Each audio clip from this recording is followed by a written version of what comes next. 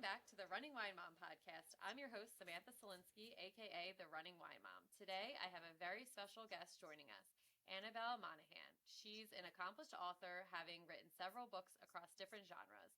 She's also an English major from Duke University and holds an MBA from the Wharton School of University of Pennsylvania. On top of all that, she's a mother of 3 boys and knows what it's like to balance family life with pursuing her passions. Um, sorry. Her latest book, Nora Goes Off Script, has garnered critical acclaim for its humor, relatable characters, and Hallmark movie-like charm. And she's excited to announce that her next book, same time next summer, will be released on June 6th. We'll be talking to her about her writing process, the challenges and joys of being a writer, and what readers can expect from her upcoming release. So without further ado, let's welcome our guest, Annabel. Hello. Hello. Thank you so much for joining me today. Thank you for asking me. I'm so glad to be here. Yes, I am so excited. And as I was just saying, I have had the pleasure of being able to start reading same time next summer, and I am just already in love, as in love with it as I was with Nora Goes Off Script. Well, thank you. So as I like to start off my podcast with all my guests, what is your wine of the week? Now that's WINE, right? Yes, WINE. Yes. So I only drink a Pinot Noir and a Sauvignon Blanc. You And are besides water and coffee, that's basically all I ever drink. But it's warming up, so I'd say this week I'm going for the white wine. Love it. The Sauvignon Blanc and Pinot Noir are my favorite. I actually have a little Pinot Noir back here Oh, because oh, nice. it is warmer today, but I always go for a good Pinot Noir. And so what is your wine WHINE of the week? I do not have enough time. That is my major complaint. I think that my wine and my win are the same thing, actually. My son is graduating from college on Sunday, Wow, congratulations. and that's so exciting. But I am traveling for a 4-day extravaganza graduation, and my newest book is due the following day.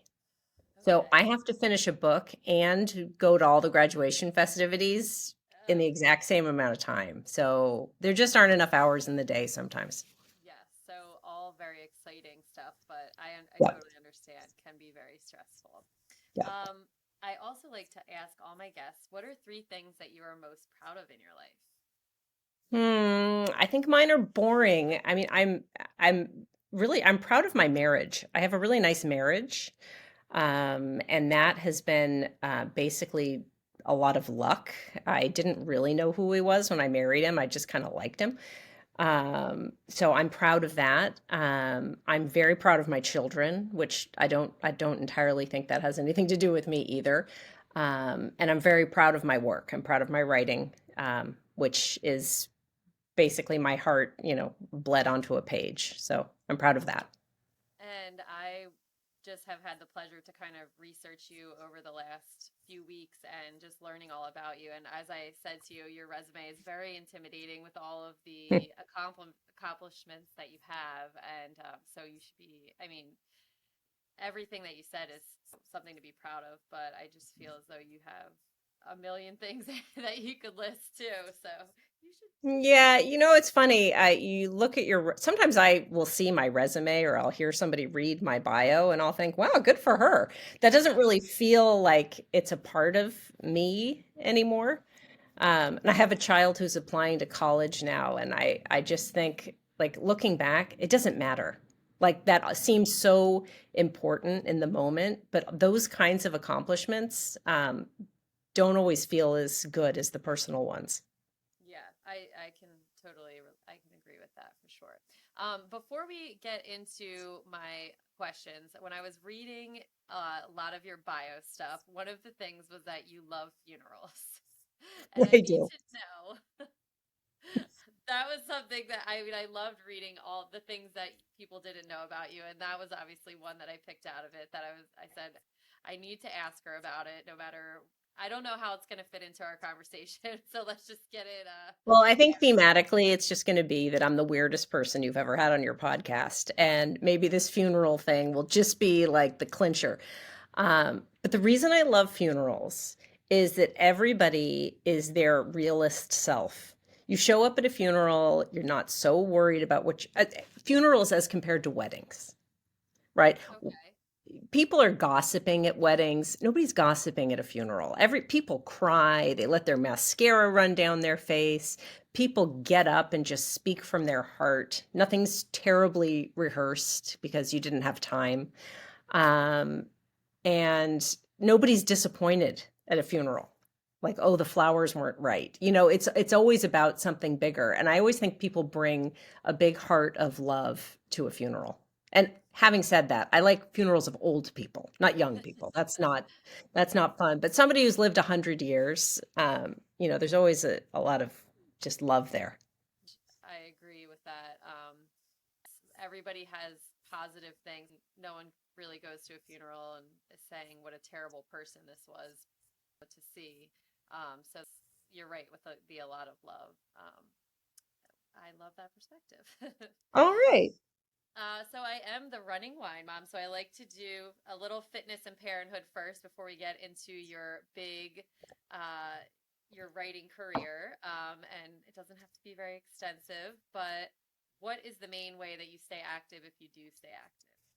So I exercise every day.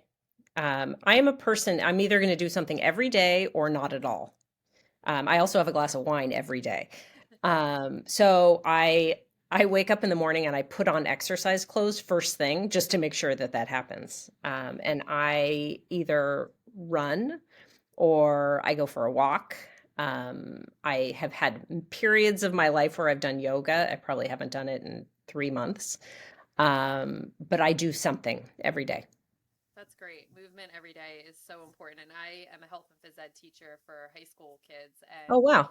that's what I try to teach very differently than what I was taught, as opposed to just, I was an athlete. And I always say, I've said it a few times so far, that after I was done my athletic career, I kind of didn't know what to do outside of going to a practice every day. Like, I didn't know how to work out. So my Mhm. goal in being a teacher is to teach lifelong fitness so that once they leave me, they are doing something every day. Like you said, doing something, even if it's 20 minutes of walking every day. Right. So that's amazing. It kind of feels a little bit like taking a shower. Like you Hmm. take a shower and you feel clean. After I've Yep. exercised, I feel like, okay, now I'm ready to start my day. Yes. It's just sort of a habit. Love it. And how do you stay motivated to maintain your fitness routine? Um, well, I'm 53 years old. And I don't want to give you a doom and gloom story, but when you're 53 years old, if you don't move every day, like the consequences are dire. Like you're going to feel terrible. Your digestion's not going to work. So I am motivated by just trying to keep feeling good. And especially in my work, like if I don't feel good, it's very difficult to be creative. It's very difficult to like be upbeat and tell happy stories. So it's pretty easy to stay motivated. That's wonderful. I love that. And then what struggles do you have with it, with working out? I think that I get kind of bored. Like my treadmill, in the winter when I get on that treadmill, it's like a death march. And it takes me probably 10 minutes to get over the God, I hate this. And then you click over and it starts to feel better. I think what I need to do is mix it up. I should be at a Zumba class. I should be doing different things. And maybe with people, that might be good. Yeah. But I get kind of into a rut.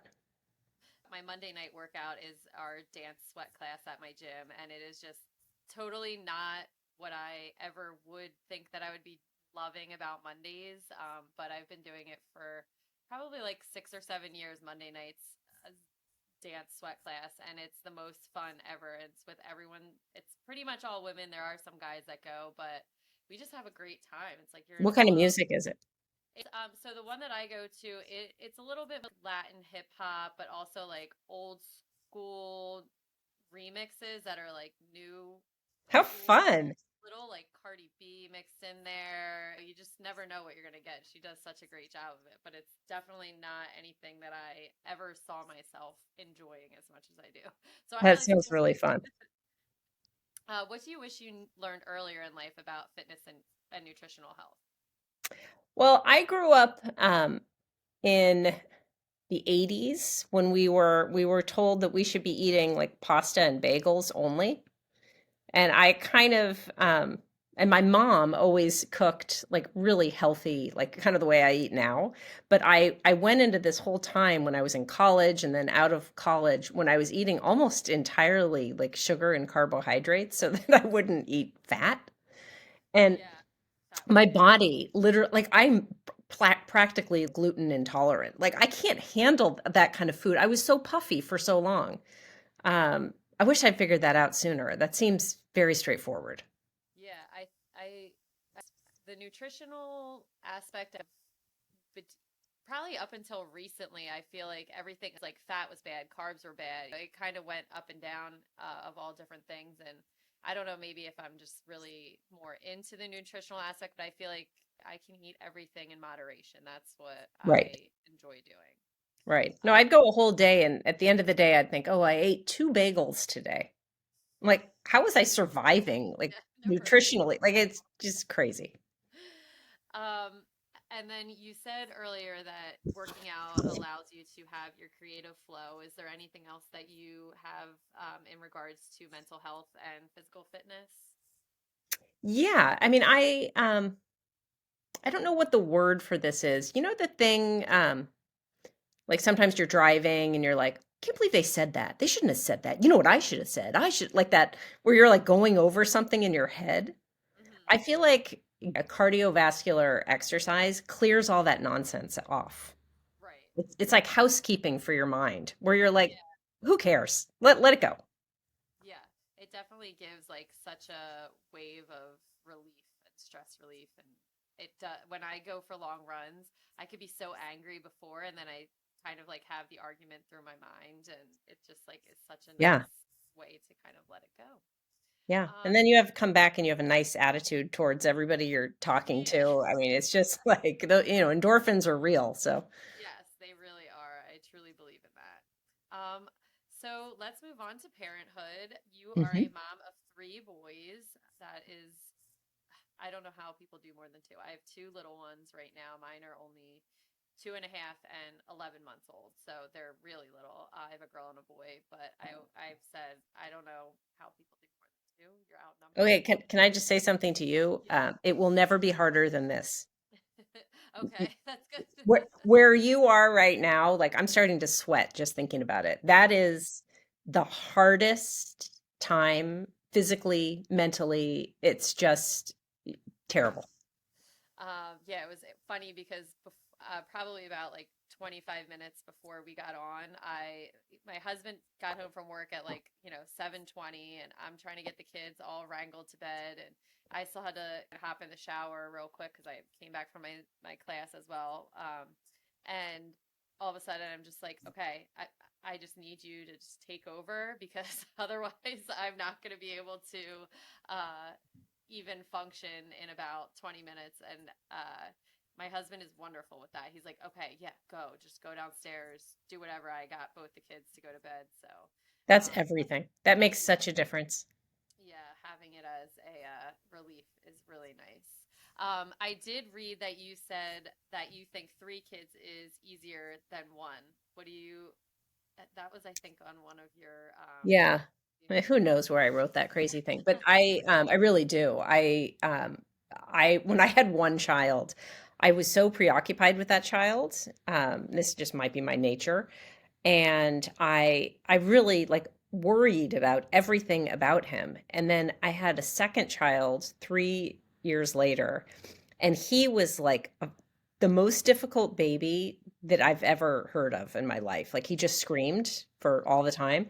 Um, and it was so interesting because as soon as he was born, I had stopped worrying about my older child.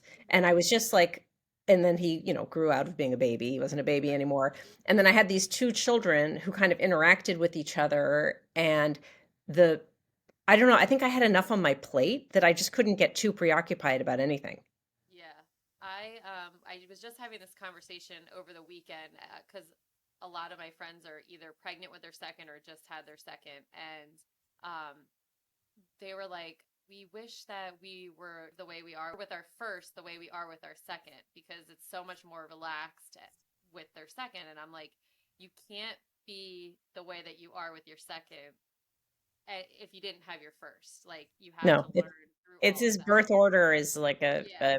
a real thing. Wait, just try for a third. Let me tell you that I'm the third in my family, and I swear to God, my mother didn't know where I was for 18 years. Like I raised Yeah. myself. Yeah. Uh, I'm the oldest. My husband is the middle child, so we do talk a lot about birth order, which is very funny. We're very into that kind of stuff. yeah, and it's fairly consistent in my house. I mean, my third child he does not um he does not get the benefit of my being obsessed with him. Oh. You know, he's just fine. I can tell he's Yeah. fine. He knows everything. He's fine. Yes, I love that. What do you think you were least prepared for in parenthood? I knew that I would love my children. I didn't really know how much I'd love my children, and I didn't know how vulnerable it would make me. Um, I don't think anything in my life has ever made me quite as vulnerable as being a mom. It's, Mhm. you know, they say it's like wearing your heart outside your body. It really is. Yeah. And as they get older and they're out in the world, it's like, it's just, it's a very brave thing to become a parent. Hmm. Yeah, I'm like everybody says, you don't know until you know. Because I always thought, oh, I would know how I'll be, or I know how I'll act, and then you have a kid, and you're like, this is definitely not nothing Yeah. like I imagined. It's so much more emotional, and love. You have so much more love than you ever really imagined. But also, like, there's no days off. I Yeah. guess you knew that, right? Like, there are I no knew, days off. but also like didn't realize what what that actually meant, I guess. Yeah. Yeah. No, it's a lot. And you are, like we said, mom of all. You have all boys, so you are the only female in the house, unless you have female animals, right? I have a male dog. Okay. What has been the biggest challenge of raising three boys? Like, how have you approached three boys, or you just don't know any differently? So this is doing boy, just raising You know, boys. I grew up in a household of women. It was Yeah. me for the most of the time it was me and my sister and my mom was a single mom. So we, you know, we kind of talked about what we were going to wear a lot. That Hmm. was sort of what we did when I was growing Yeah. up. And I had a son and then I had another son and I was sure that my third son was a girl because like why would that Yeah. just would make sense. No. Um, and I so I've just kind of learned as I've gone along. It is so straightforward compared to what I remember from being a girl. Hmm. Um, my kids like need like a crazy amount of exercise. They need a ball to throw against the wall until, you know, the drywall breaks, and they need tons of food. And so I'm just kind of meeting those needs. And, you know, without, I don't know, I'm just kind of muddling through. Yeah, boys, they're very basic. They just have basic needs. My sister and I are like, 10 years older than my brother, who my Mm. parents had later in life. And when we had our now husbands and my brother was going through high school age, my mom like pulled my husband and my sister's husband aside and was like, I think there's something wrong with him. He doesn't talk to us. He doesn't, she was used to my sister and I not shutting up. And Yeah. they're like, no, he's just a boy. Like, that's how they are. Yeah. No, Um, they don't share the feelings or what happened. I hate to generalize about gender, frankly, like, yeah, oh, all boys are like this. But right. my kids, like when they have an issue or a problem, they just work it out on the basketball court. Hmm. It's Yep. not a lot of talking about the thing. And I'm not sure if that's healthy or if it's not healthy. But by the time they come to me and say, like, this is a thing that's going on, it's like a big thing. The big thing, right? Yeah, Yeah. I definitely see that. And again, as a high school phys ed teacher, we see every single kid in the school basically every single day, and it's very much the boys can get whatever their problem is out, and then they're best friends the next day. The girls, it's like months of uh, drama around the Yeah. same No, a thing. lot of, I remember the drama. Yeah. Yeah. But Um, what I think is interesting about boys too, or is like a pitfall with boys, is they seem so big and tough, like especially mhm, when they're teenagers. You know, they yeah. look like men. And it's easy to forget that they need a hug and they need to Yeah. be listened to and they need you to sit down like sometimes like close to them. Yeah. And it's easy to forget that they're still so soft inside. Yes, I totally agree with that. Yeah, you definitely do forget about that. And that's how I, with my having a son and a daughter, I'm so interested how growing up it will be. But Who's older? my daughter's the Your older one. daughter's older. Yeah, she's already bossing him Yep. around. So as you said, there's a lot of energy in the house. What are like some of the favorite ways to keep everyone active and engaged through the years? Do they play sports or they just kind of are They active? always they always played sports. My kids are 24, Mhm. 22 tomorrow and 17. So, I Okay. mean, I'm not engaging. They don't need me. But at the time when they were younger, my frankly, my best strategy was just to stay at the playground as long as possible. Yeah. So Makes just like keep going on those monkey bars so that we get home, we eat, we get clean, we go to bed. Yes, and you Um, can go and let them sleep all night, yeah, hopefully. yeah. And also like not sweating, I'm kind of a mess to begin with, but like not sweating cleaning up all the time. Yeah. Not sweating that something was going to get broken. You Mhm. know, it's kind of a fool's errand when you have kids that like to throw things to be like, oh no, no balls in the house. Like you Yeah, could say that 1,000 times a day. and it just So I sort of chose the path where it's like, I think I'm going to repaint those walls every 4 years. smart woman, smart woman. Easier. So my husband is one of three boys, and they are all very different. How are your boys the same? Do they have a lot of similarities? Are they very different? And like, how do you kind of work through? How did you work through that as they were growing up? It's kind of hard because I think of them as, like, okay, now we'll do this again. Yeah, And they all played basketball. They all had sort of the same sports interests. My kids go to public school, so it wasn't like, which school should you go to? They went to right. the school. But they're all really different. And I have one who's like super cerebral, he's like a Mhm. big thinker.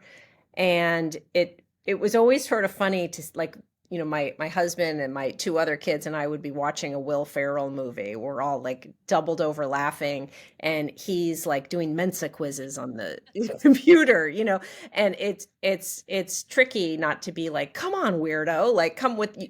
You have to sort of bend to how everyone is. Yeah, Um, and I think it's kind of hard when you have all three of the same gender because you're just like, oh yeah, all of them. Let's all go. Let's all keep, moving in the same direction. yeah. Um, There's not that separation. I could totally see that. my mother was really good at this. I was one of three. Um, and we were all super different and we all went to different schools. We did different, she really dialed in to who we were.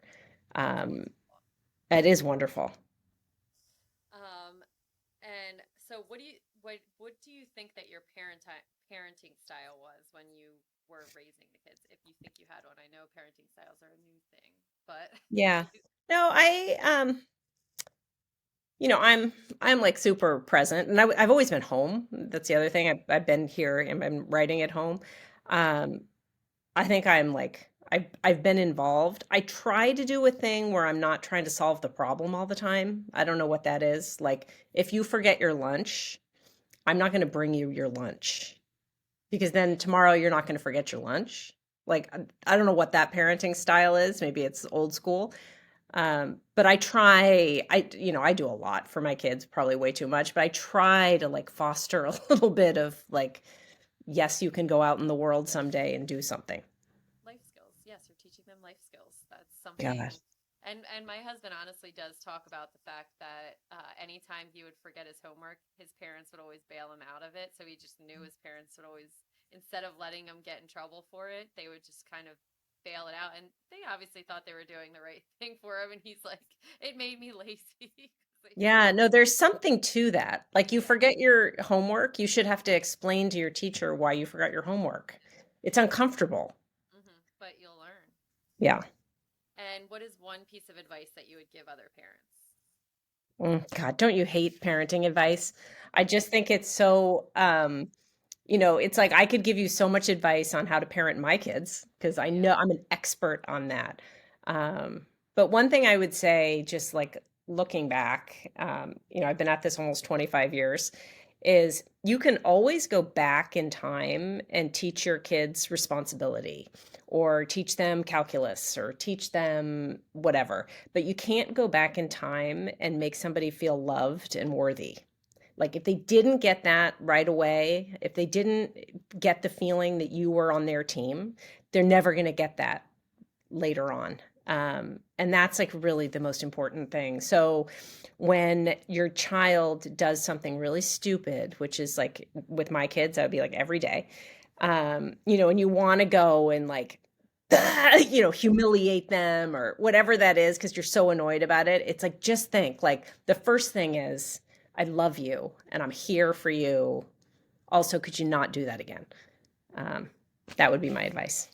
That's wonderful advice. And that is something that I feel like teaching has helped me to try to just take a pause before reaction because obviously you can't just be yelling. I deal with so many different kids every day and I can't even they, imagine. so many. It's like wild. So, like, two kids actually really isn't that bad to manage when I have like 60 in one class period. But like tonight my daughter had my water bottle and she had been wanting to drink out of it and I'm like she's definitely going to spill it and if she spilled it of course and she paused and looked at me and I'm like it's okay we'll just get a towel and clean up she's like yeah it's okay we'll just dry it off and I kind of thought about that as I could have freaked out and said why did you spill that I told you not to touch the water bottle but in that moment it's like is that a big deal that she spilled the water no No, it's it's really not a big deal. yeah, It's it's that she not. doesn't really have the coordination at 2 years old to hold that water bottle anyways. That's on Right. you. Yes, it is. It's my fault. It's so true. Yeah. All right, let's move into who you are. So you grew up on the West Coast, but you are an East Coaster kind of Yep. from college on. Yep. Um, how did you choose to come to the East Coast and what made you, choose Duke and be an English major, I guess would be. So I wanted to study English. I like this is just the truth. I applied to a million colleges and I got into Duke. That was the one I got into, and so I went there. It was probably like the hardest school that I applied to, and I didn't get into any of the easier schools.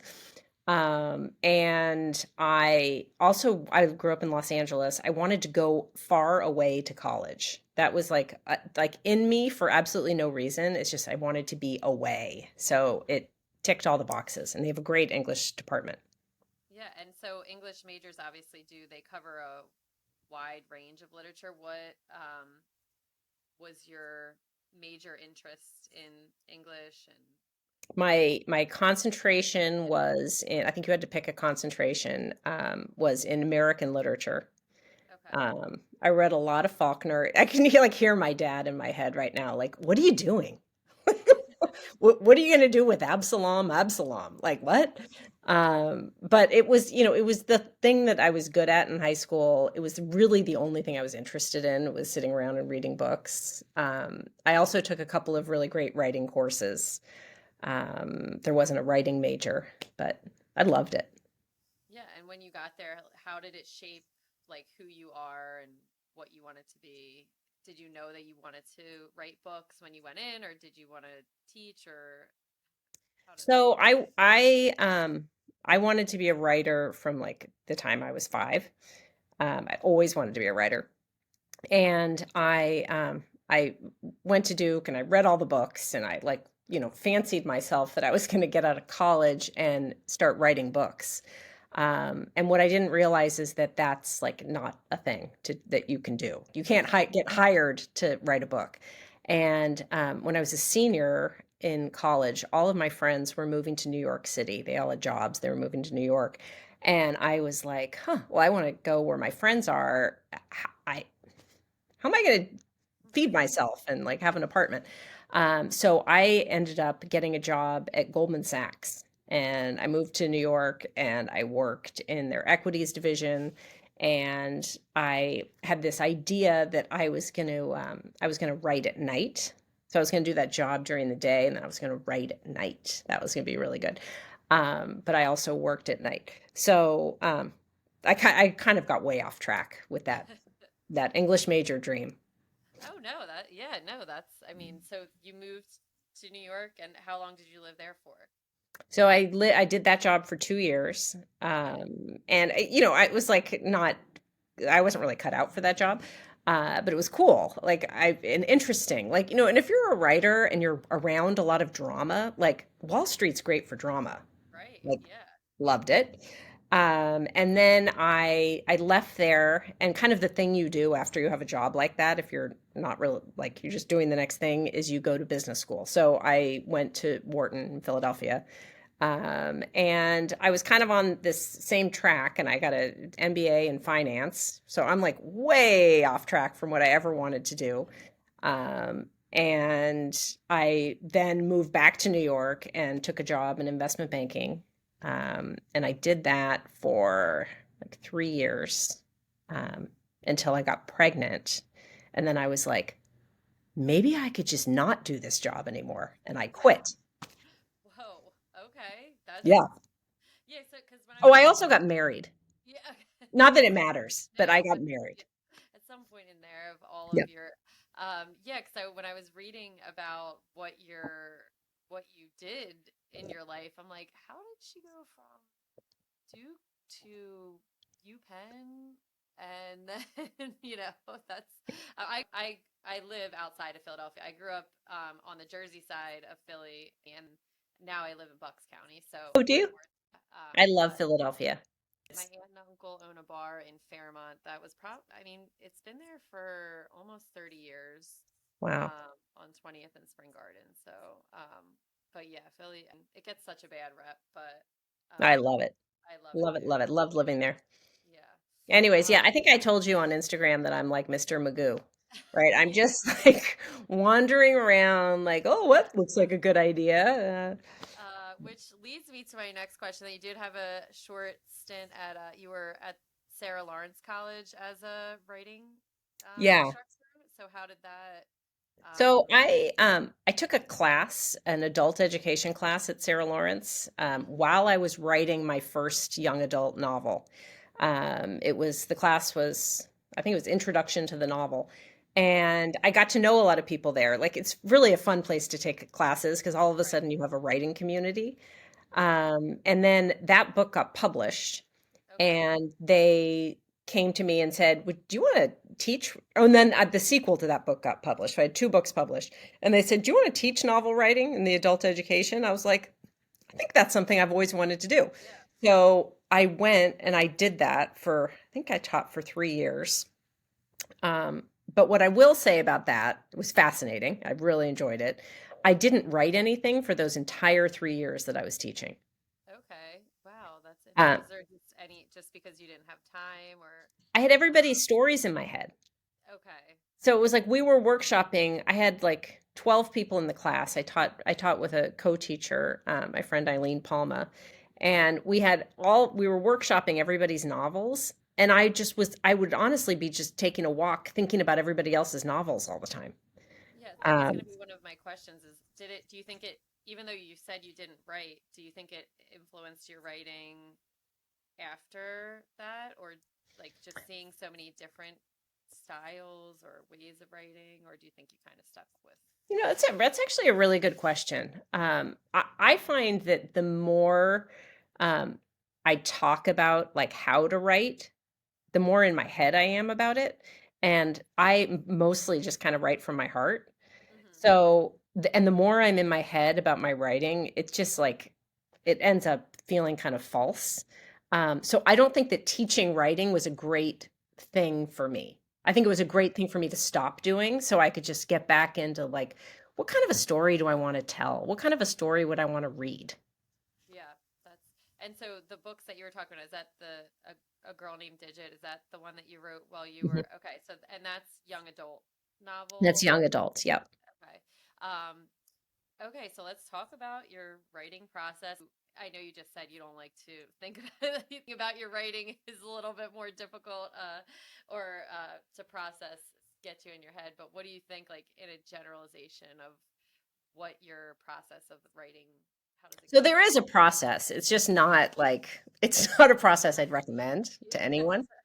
Um, I I basically start out with some kind of a premise, something that like really sparks my interest, and I wait for that thing to get me like a little bit carbonated, just like, ooh, yeah, I like that.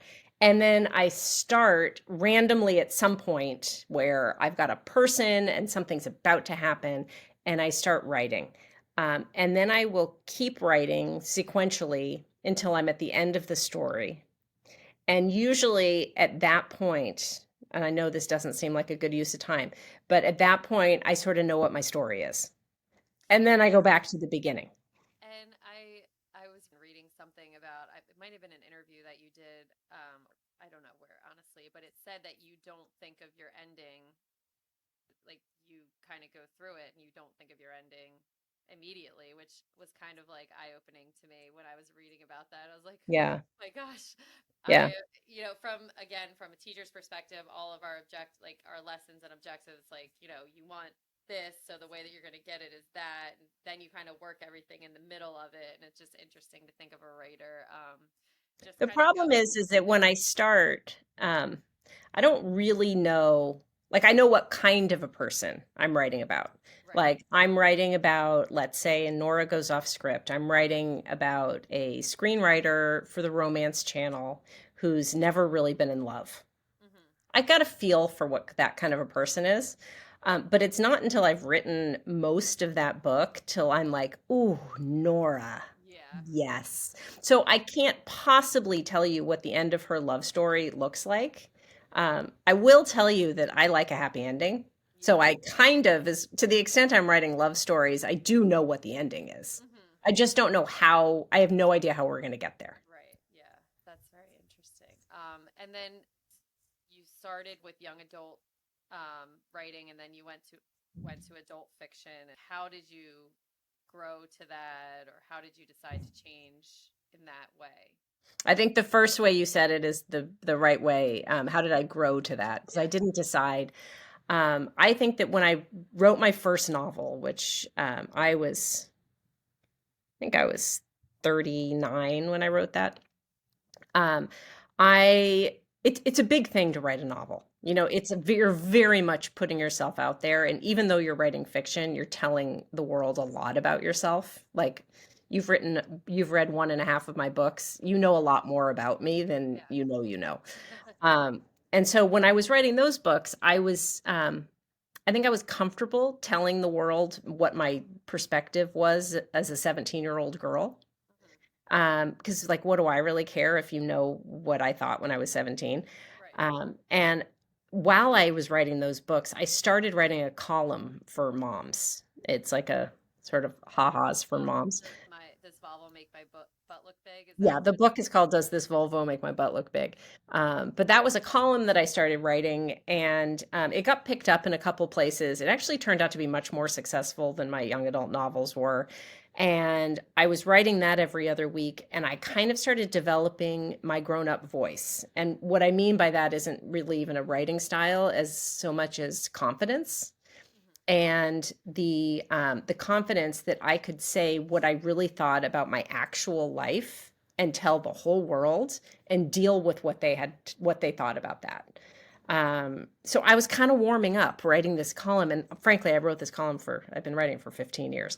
And so then when the pandemic hit and I had this a lot of time, I was just ready to sit down and write my grown up book.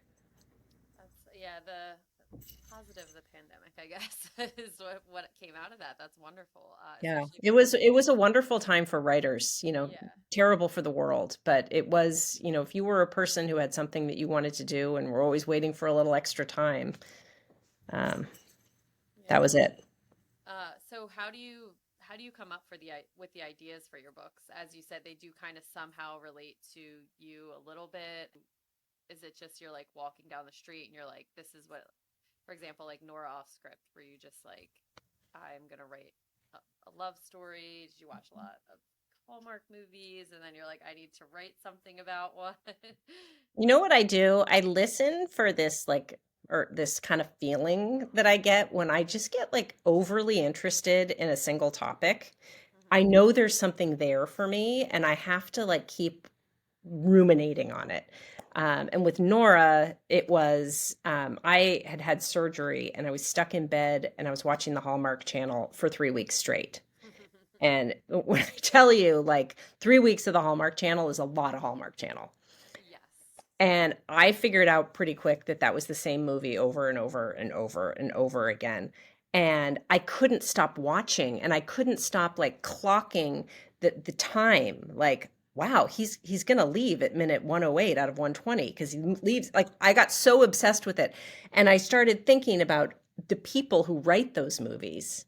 And I was thinking, what if she's just like this woman in this small town and she's never been in love and she's got this crappy husband and what if she could have like the big romance? Yeah. And then like that thought, I was like, "Oh, I love that." And so if the thought before I was writing Nora, I started to write a book that I was so bored writing that I worked on it for like 3 years and never finished it. And it was because the book was boring, Hmm. and I was never that excited about the idea. Yeah. So I have to wait. That's where the idea comes from. It comes from something I'm excited about, and then I take it to the next level. Yeah. It's funny because my mom and well, my mom, sister, and I, we all love the Hallmark movies, and my dad always comes in. It could be like it'll be a brand new movie, and he'll walk in the room and be like, "Oh, I here's what happens at the end. I already, and he just like it's kind of like a joke, and we're like, it's new. Leave us alone, you know." Yeah. No, there's slightly different Yeah. clothes and coats and stuff. Yeah, and there was actually a Hallmark convention. I think it was in 2019 in New Jersey, and my mom and sister and I went to it, and Lacey Chabet was there, and Exactly who she is. there was a Christmas tree lighting. It was in like a random convention center, and it was just, everything we dreamed it would be. I So, love those movies. I really do. I love how they deliver on the promise. mhm. Um, I love that. I cry sometimes. I do. I think they're great. They're just happy, and that's what my mom always says. She's like, they're just happy, a happy hour and a half that it's gonna end in a love story, and no matter, there's gonna be just you're gonna feel that romance, and really that's how I felt with Nora. I just felt the same thing as I was reading it. I just felt the love and energy, and just Thank you. I yeah, felt so happy writing that book. yeah, That was yeah, like the sadness, so fun to write. yeah. um, can you talk a little about the importance of humor in your writing? Um, I don't know if it's important. It's just all I've got. Like I tried to write a really dark essay about like a sad thing one time and it turned into like ah ha ha. I just can't it's like kind of my way of looking at things is like a little bit of humor bubbles up. It's never too much humor, but I think I have a lighter way of looking at the world. Yeah, Um, and I don't think that I'm the person, like, I don't think I was put on this earth to tell you the sad story. I think I was here to like make you feel a little something and feel good. yeah. I mean, we need more people like that. Honestly, Well, we can't all be doing that. We'll yeah, be like a bunch of idiots. yeah, But true. I just think you kind of have to go in your own direction. Yes, You were saying earlier that you like to read dark books. yeah, I do. I like to read dark books.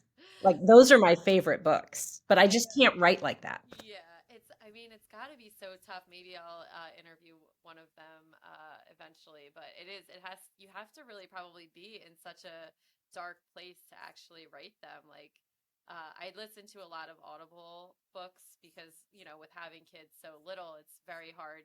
Like, I listened to Nora Goes Off Script, and it's really the main way that I get my books because, well, like I said, with the kids, it's just basically impossible to sit down. I was reading same time next summer on my lunch break today. Before my Zumba class, I was like sitting outside reading it, just trying to It's get it in really if I hard. can. And honestly, I'm already hooked into the same time next summer. But Yay! uh, so on Audible, my sometimes my phone will connect to my car right away, obviously, and my husband will like turn it on. He's like, "What is this? What are you listening to? Like, what even?" And I'm like, "Oh yeah, this is like how I calm down after work every day." He's like, "What's wrong I with you?" find it really relaxing. Yeah, I do. I know. I'm like, it's like really just out of what normally happens in my life, but That's what it is. It's so far removed from my life that it feels relaxing. I think that's actually what it is. all right, so let's move into talking more in depth about Nora Goes Off Script. As I said, we just said it's out of my typical genre. I could not resist its charm. I was immediately drawn to the world of Nora. She was a struggling screenwriter trying to make her mark in Hollywood. The characters were relatable. The dialogue was witty. I feel, as I said, it was like a Hallmark movie. And let's just talk about it a little bit more. Well, thank you. Um, so you talked about how you were inspired to write it during your watching your Hallmark movies, but I also read that there is a little bit of Nora was loosely based on your mother. It's funny that you say that. Nora, my mom was the most impractical person in the world, and Nora is the most practical Yeah. person in the world. But I think what you read is that my mom was a single mother, Mhm. Yeah. and I'm not a single mother. And that was my research, like my childhood of watching my mom be a single mom who loved it. P.S. My mom hated being married. So Mhm. she loved the freedom of being a single mom. I don't think she loved the responsibility, but just the fact that she could just make any decision she wanted to without having to discuss it with somebody. But that, like, the little bit of scrambling and God, it would be nice to have another set of hands. Yeah. That was all kind of based on what I saw my mom dealing with when I was growing up. Yeah, I was gonna say, as you're describing your mom, I could definitely feel that of Nora. Kind of like, as you said, she's very, even though she's very practical, there was still a lot of kind of like chaos around that she couldn't control. That's, um, I don't know, that she just kind of went through it. I but loved, you could tell she, loved being a mom, and those were her, that was her first priority of was her kids. It was And she very. sort of copes by making her life, like we eat tacos on Tuesdays, Mhm. we do this at this time every day. Like she was very sort of regimented just to control the chaos of, having to deal with everything she had to deal with. And I actually see a lot of, well, I don't, again, I'm not very far into Same Time Next Summer, but Sam seems very similar in her structure that she enjoys. I think like in the beginning, it was talking about how she enjoys like the practicality of daily life. Um, You got to keep reading. yeah. Okay. So I'm not going to say anything about that. okay. Yeah. Yeah. So in the beginning, she does. Yeah. We'll Yeah. see how, but her heart is also at the beach, so we know she's got to be a little free there. Yeah. Maybe her real self is. So what themes did you want to explore through Nora's story? Like, how did you come up with those? They sort of came up as the story started to make sense to me. I think I was really interested in the themes seems like we're back in being English Yeah. majors. But sort of the idea of how beautiful free things are, how beautiful her life was, where like the sunrise comes up every day and like she's not paying for that. In contrast to somebody who's, a celebrity and has his own airplane and doesn't have that many really beautiful things in his life.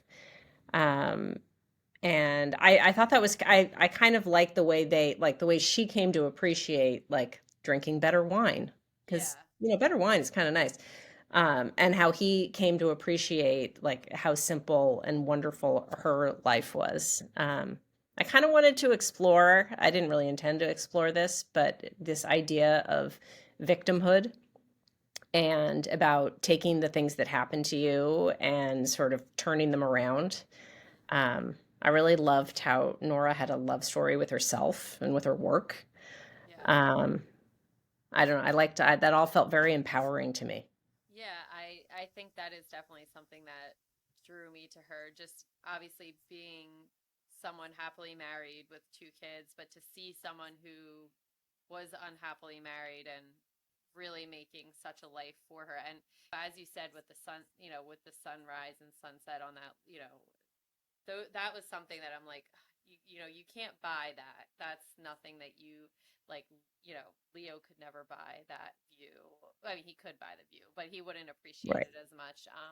And it was I was thinking about it because it was like a few years ago. I took like a random Coursera course, and it was the Science of Happiness by Hmm. one of the professors from Yale University, and it was one of the most. You could take it for free. I think I paid $50 for the cert for it because I was I'm so writing this down. yeah. And I can message it to you after as Okay, well. do. The Science of Happiness, and it was so eye opening because society obviously tells us like we want big things, we want to have a private jet, we want to be traveling all the time, and basically she was kind of saying that research really doesn't show that you're any happier. Obviously, there's some thresholds of different ways, but like Nora can be much happier than Leo is, but you would look from the outside at their lives and think that he automatically has to be happier. But like in Yeah. the course it says like you can be sitting at your grandma's house having cookies and be just as happy as someone who's yachting in, Italy for the week. Yeah. I really believe that to be Yeah. true. And I really do. that really has changed the perspective of me because, especially with social media and everything, you always see people that are just like doing everything's like happy and this, and you're Why like, is everybody so happy on I, Instagram? I know. Well, what are they doing? So, I know, like, and once you have a real conversation with them in real life, you're like miserable, but your pictures that you posted last week Yeah. seems like I you're know. happy. I think this is something we really need to just keep talking about so that we remind ourselves that it's true because everybody is living a better life than you are on Instagram. Yeah. And that's Um, like with mine, I try to show the different sides of motherhood or like just being open about motherhood. When I became a mom, that was something that I'm like, oh yeah, everyone's just like living their lives with these babies and they're all sleeping through the night and eating perfectly. And then you're like, why isn't my kid doing that? It's very yeah. confusing. Yeah. Why am No, I it's crying? it's really hard. And I think it's more emotional with your children too, that Yeah. you're thinking, "Oh, what have I done to ruin my children that they're not eating Yeah. whatever?" Yeah. Yeah. So let's continue on with the mother. How, besides your mom, was there anything else that influenced you creating Nora's role as a mother? How else did you kind of figure out how wonderful she was as a mother? I think she kind of told me her own story. She was I knew that she loved her children above all other things. So I just sort of followed that her routine's a little bit like mine. Hmm. She's not like me at all in any way, besides that she's a writer. But I gave her my routine, my daily routine. Um, but no, I kind of think she told me her own story. What about how did you decide where to set the book? Like, how did you Well, decide? that was actually deliberate. Okay. So I wanted her to be, for the story to work out. First of all, I wanted her to be economically not too close to New York City. Hmm. Because if you're too close to New York City, people are commuting into the city Yeah. and your house is much more expensive. Right. So I wanted her to be far enough out of the city that people were working up there Yeah. in like a self-sustaining town. And I wanted it to be far for her to get to the city. Um, so it's sort of like I think it's 70 minutes outside the city is where I Right. set her. Yeah. Um, um, and then I kind of wanted the fauna and flora of what she looked like to be a little bit like where I live. Um, so I kind of modeled the outside after where I live. Yeah, and I can totally see that with the. I think people when people just think of New York, they just think of New York City, but they don't think of all the, um, like wilderness kind of feel Oh, to it's it. And beautiful. it's so beautiful. It really is.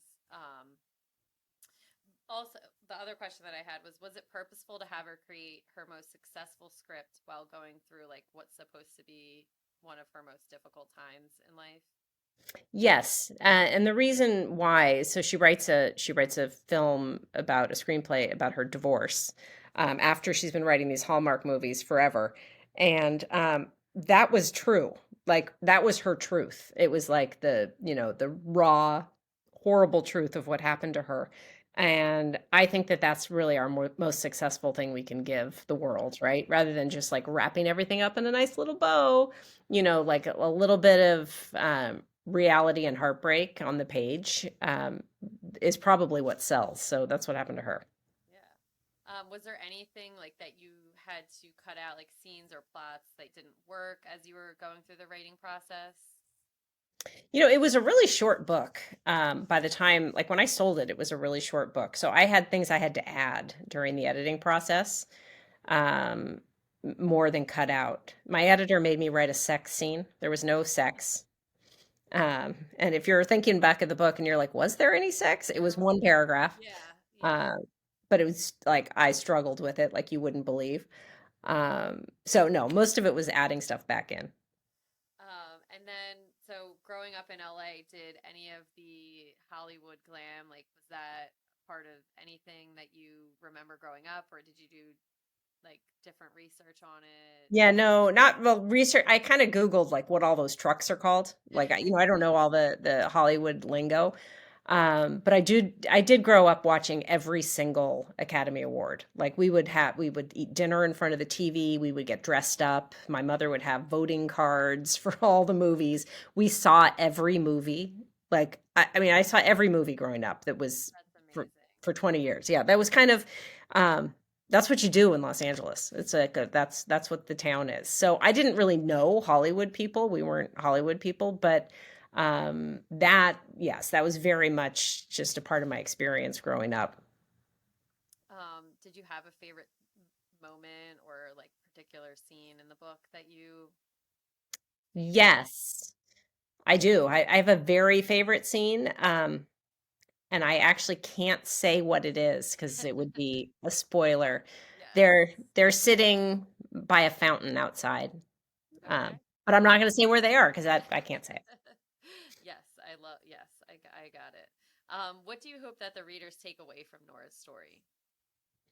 I hope that readers read it and feel joyful and have a smile on their face when they finish. I don't want to teach anybody a lesson, but I do hope that they take away this idea that we can take care of ourselves, that we can make something out of nothing, and that we don't necessarily need somebody else to support us. Everybody has something that they can do that can bring them along in life, and we have more inside of ourselves than we know. Yeah, and I feel as though I personally took away that watching Nora be in such a vulnerable place in her life, and anybody in her position would think like life is over, this is it. And to see her really come out kind of on top is something that's really, you know, just to watch her be happy is Yep, exciting. yep. We can all be happy, I hope. So in the Peloton group, I had said that I was interviewing you, and I said, if anybody has questions, like, Oh, fun. so I picked three questions that I thought were like fun. And the first one was, do you consider this book more of a woman's fiction or a rom-com? Ugh, I love that question. And when Putnam started marketing this book, they didn't know. And they said, we're going to just market it as both and see what happens. Okay. And the romance people picked up this book. I thought I was writing women's fiction. Um, and apparently I wasn't. So it's the romance world has embraced this book. So am I allowed to ask I guess this one's kind of like a spoiler one in regards to the ending. Sorry, You asked me if I knew how it was going to end. it, and I It's like we're the CIA. This is a will big listen. deal. I picked this because I was questioning the same thing, but it was, did you think about her ex-husband coming back? It's funny. I had early readers say to me, "Where is he?" Yeah. And I never occurred to me in a million years that he'd come back. I didn't want to see him. I never wanted him on screen in my mind. Yeah. I never ever wanted him to come back. But I could see how it would make sense. Right. But he was so absent for everything. I actually didn't want him. I didn't want him sort of sullying anything. Yeah, and I felt like you did a a good job of that, like not even making him really relevant. Like he kind of just was like a person that was. Yeah. I mean, not that he wasn't relevant, but like he wasn't. And I feel like if you would have had him come back, that would have been like a weird. You would have had to have a lot more about him, I think. Yeah, no, and then it would have been a whole extra thing. Yeah, I Um, just didn't feel like it. yeah, I agree with you. Which actors do you like imagine for Nora and Leo? I struggle with this question because everybody that I can think of, I think is probably too old. They're 39 and 40. Um, and I never pictured any actors while I was writing this. Somebody said Keanu Reeves at a bookstore the other day, and I thought, God, that's interesting. I imagine Leo just like, I mean, now that you say Keanu Reeves, like, kind of like him is what I Yeah. imagine what he looks like. So I think I mean, And you know who I love is Leslie Mann. okay, yes, I could see that. She's kind of funny and quirky and wonderful, but I don't know. Can we just Yeah, have Jennifer Lawrence? she would be great. She's so I just love her so Yeah, much. she would be wonderful for Nora, I think. I agree. You could also like go into the Hallmark movie categories of, who would play them as well of their bank of This is all so out of my hands that well, let's let the professionals take care of yes, this. yes. All right, so let's talk about same time next summer. Why don't you tell us a little bit about it? So that is a book about she's younger, she's 30 years old. Sam Holloway is returning to her parents' beach house with her fiance, and she runs into the love of her life named Wyatt. And he is there, and it goes back and forth in time between when they were teenagers and now, and it sort of unravels what happened between their families at the time when they were teenagers and they broke up, and what's happened to her since. And it's a book about who we are when we go home, and all the sort of defenses that we build up when we're away from home, and how it's kind of hard to fake it when you get back. It kind of loosely is based on the Philadelphia story. Do you know that movie? You're from Philadelphia. I am from Philadelphia. You got to see that movie. Yeah, yeah. I mean, I know it, but I just haven't. I'm like, I don't think I've ever seen it actually. Now Yeah, that it's a I'm like really old thinking of movie. it, yeah. But Katharine Hepburn goes home to get married, and Cary Grant, her ex-husband, is living next door. And she has sort of put on this hard exterior since he's broken her heart. And it's such a wonderful, wonderful movie. I got way off track from that basic premise, but that was kind of the inspiration for it. I'm just in the beginning of it, but just the feeling. I could feel the small town of it, and like like I said, I actually like I said, lived down the shore for all the time, but that time, but I'm still so close with everyone. We were just down on Saturday night and going out and seeing people that you hadn't seen in so long. And it's like That's just so fun. feeling of like we were all 21 when we started down there, and the growth that we've all had. We are not the same people that we were then, but you just have this like release of like you are we say we're always 27. So I was like, Yeah. I was 27 again. It was just it's I'm always 36. okay. That's Yeah. how old I am right now. So Oh, it was stay there. That's been a great perfect. year. It's a great year. Yes, it is. Well, yes, I like my 30s are great so far. So and I just think it keeps getting better and better. It really does. I actually saw on the back the quote from Ellen Hildenbrand, and I'm going to meet her in June at Yeah. she's from actually Collegeville from Pennsylvania, and she's coming to Newtown, right by where I live, in June. And I was like, I got tickets to see her This is so fun. Is this right when her new book comes out, The Five I, Star Weekend? yes, yeah, I think so. I think her new book comes out honestly like June 12th or It's something. the And week after mine. I'm seeing her June 13th. So I That don't know is if so exciting. the day before, but yeah, I'm really excited to meet her. And I do, I read one of her books last month as well. She has so many good ones, and same time next summer kind of has like a little bit of the beach feel with it all Yeah. is Well, always thank you. She's such a lovely person, and she's Mhm. been so generous to me, like Yeah, reading my books and talking about them. And I mean, it's yeah, I'm so amazing. excited to meet her as well. I saw it's dedicated to Stephanie. Who's Stephanie? She's my sister. Oh, I love that. Yeah, she's the best. Yes, I saw it. So how do you decide who to dedicate your books to? Do you just like It's actually not that easy. yeah, I Um, can imagine that. I, Nora felt like kind of the ultimate love story, and I dedicated to my husband because Of course. he's kind of a lover. And after Nora came out, my sister went on practically to every book event that I did, like got on airplanes to go.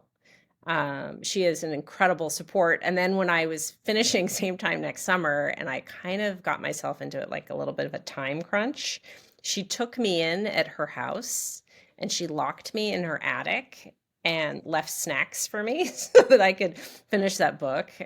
So that seemed like kind of she was the easy, obvious person to dedicate that book to. That's wonderful.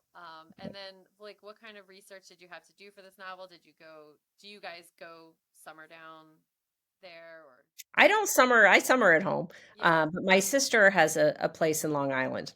okay. And it's not the same kind of Long Island that I write about in this book. Hmm. But her husband was actually great with, had a lot of questions about hedges. I Okay. just like how they work.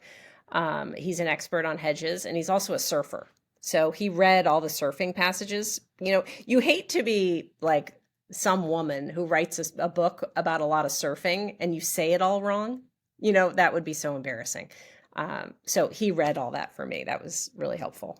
That actually, it's funny. That just reminded me. I don't know if you watched Sex in the City, but Oh yeah. he was dating the Berger, the writer, and he wrote one of his passages was about a woman in New York who lives in New York City, and she wore a scrunchie.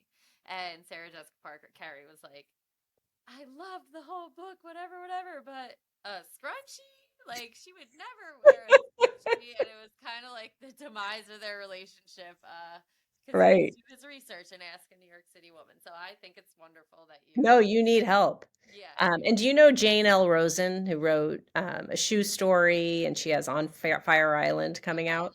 yes, yes, Um, I've heard. she she's great. She On Fire Island comes out like in 2 weeks, I think. Okay, She read Same Time Next Summer and corrected, and the copy editor didn't even get this. It's you drive down Sunrise Highway, not you drive down the Sunrise Highway. okay, yes, I don't live on Long Island. I didn't know. No one knows that. right. So you got to have a lot of people read your books. Yeah, and I do feel as though it's important, like when you're writing about a real place, that it is specific to it. Again, I read Hidden Pictures. I think last month I read Hidden Pictures. I don't know if you're right, but anyway, it was like South Jersey-ish area, and there was a lot of stuff that I was like, "Oh, that's I know that place, or I went there, and if they said it wrong, I would be like, what? No, and that's why for the most part, I write about made up places, Mm-hmm. because you really have to be right. You really make people bananas, if you write about an actual place and you get it wrong. So Right. I don't know. I err on the Yeah. made up town side. Great. I like Alrighty. All right, so I have two more questions for you. First, I know that, Same Time Next Summer is not yet out, but do you have any plans for after it does come out? What do you have next for you after this wonderful book hits? What am I writing next? Yeah. So I'm writing a book about a professional organizer whose life is a total mess. Ooh. Yes, I love this book. I just gotta like finish it and Yeah. make it. It's not quite right. at this particular moment. There's a little bit of work done, but that's going to come out the following summer. Okay. Yeah, I love the idea of that. I love the idea of your outside persona. It's kind of like we were saying about Instagram. The outside persona is very different than the inside persona. So Yes. that will be wonderful. Yes. And what advice would you give to aspiring writers? I, this advice, you're going to want to smack me because it's like there are no cheat codes. You have to write consistently. And it's exactly like running. You know, you start and it's terrible. You try to run a mile, you're exhausted, but then you start waking up in the morning with the urge to run because you've gotten in shape for it. It's exactly like that. So you can't just, write sometimes. You have to come up, carve out 15 minutes a day to write every day. And it just gets easier and easier. I mean, it's never completely easy, but it does get easier. You just got to stay after it. I think that's great advice. And I think Yeah. I love the comparison to the running because I can definitely relate, I can relate to that, especially with being postpartum. And I used to be able to run long, long, long distances. And it's like I can't just go out and run because I've been out, not practicing. And Yeah. similar writing, it seems. Yep. All right. Well, thank you so much for sharing your inspiring journey. I hope that everyone found this insightful and as enjoyable as I did. Don't forget to mark your calendars for June 6th when Annabelle's latest book, same time next summer, hits the shelves. It's the perfect summer read. And for more updates, make sure to follow her on social media at Annabel Monaghan on Instagram, right? Anywhere else that they should? I'm also at Annabel Monaghan on Twitter, but Okay. I almost never say anything. So don't get too excited about that. I'm mostly on Instagram. And I'm also at Annabel Monaghan on Facebook. Well, thank you. Um, Seriously, I loved this conversation. It was so amazing to have with you. thank you. Um, I loved it too. Thank you so much for having me. yes. And to all the listeners out there, I hope you keep following along with me at the Running Wine Mom _ for more fitness, motherhood, and wine. If you enjoyed this episode, please don't forget to subscribe, like, and review the podcast. Thank you again for joining us today. Happy reading, and I'll see you next Tuesday. All right, you did wonderful. Oh my All right. God. Well, thank you. That was so much fun. That was so, I loved learning everything about you, and you're just amazing. Oh my gosh. I loved learning about you. And that's like what kind of this podcast has really helped me to get out of my shell. Kind of like you said with like writing every day. This is very new to me still. So I'm even like this platform, I was like recording on Zoom only a few weeks ago, and I moved to this, and it's so much better just for like my guests' sound. So I really love that. Yeah, just keep at it. Keep Thank at it. I mean, you seem super comfortable. You'll get more comfortable as you go. It's amazing. it's funny because when you were saying your writing advice, I am trying to write a fourth trimester book. The podcast kind of like took over that, but like during my maternity leave and my